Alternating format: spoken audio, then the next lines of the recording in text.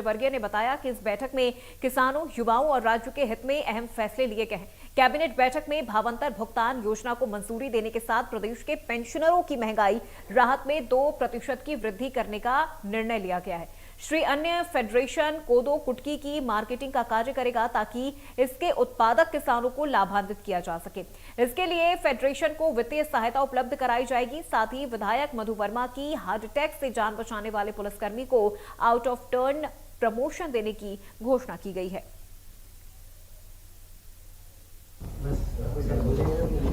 भावांतर योजना जिसकी घोषणा तो हमने पहले ही कर दी, पर आज कैबिनेट ने उसको विधिवत रूप से प्रस्ताव पारित किया है। आप सभी जानते हैं कि भावांतर योजना सोयाबीन का एमएसपी इस बार 5,328 एमएसपी हुआ है। साधारणतया मार्केट का रेट कई बार एमएसपी से कम होता है। इस बार तो शायद करीब करीब बराबर जा रहा है, पर हाँ फिर भी कुछ स्थानों पर एमएसपी से कम है मंडियों में रेट।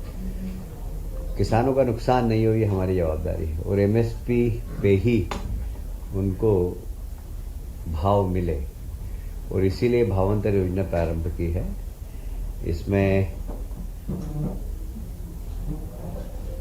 किसान किसी भी रेट में खरीदे, एक पूरे प्रदेश की मंडियों का मॉडल रेट निकालेंगे और उस मॉडल रेट से कम में यदि उसका बिकता है तो मॉडल रेट और भावांतर के बीच की राशि किसानों को मिलेगी। तो किसानों को एक बहुत बड़ी राहत है। कुटकी आप सभी जानते हैं कि एक समय में कोदो कुटकी 2 रुपये और 3 रुपये किलो किसानों को बड़ी मुश्किल से मिलते थे, और ये कोदो कुटकी वहीं पैदा होता था जहाँ पानी नहीं होता था, कम पानी में।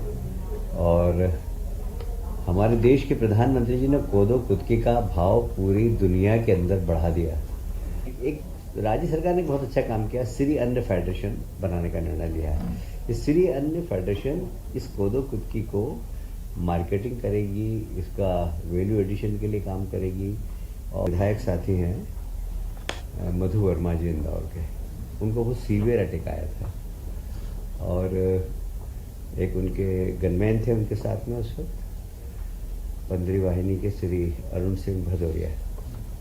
उन्होंने बहुत मेहनत करके और घर से हॉस्पिटल ले जाने में उन्हें सीआरपी दिया, मुंह से ऑक्सीजन देके उनका हार्ट चलाया, और डॉक्टर का ऐसा कहना था कि इतना सीवियर अटैक था कि ये यहाँ तक नहीं आ सकते थे यदि ये जवान ये सारी प्रक्रिया नहीं करता तो माननीय मुख्यमंत्री जी जब देखने आए तो हमने उनको रिक्वेस्ट किया कि इस जवान ने तो मधु भैया की जान बचाई है, इसको मुख्यमंत्री जी ने घोषणा की कि हम इसका out of the turn promotion करेंगे।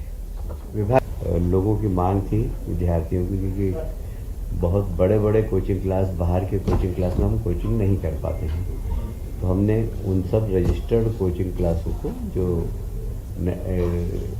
नेशनल लेवल की है उसमें भी प्रशिक्षण प्राप्त कर सके, इसलिए उन सब का रजिस्ट्रेशन करने का परिषद ने निर्णय लिया है। दूसरा, उनके आवास के लिए यदि वो शहरी क्षेत्र में पढ़ते हैं, ग्रामीण क्षेत्र के लोग आते हैं तो शहरी क्षेत्रों में पढ़ते हैं, तो उनके आवास का किराया भी सरकार देगी। 1,000 रुपये उसके लिए भी हमने प्रावधान किया है कि वे प्रशिक्षण प्राप्त करें किसी भी प्रकार की प्रतियोगी परीक्षा के लिए।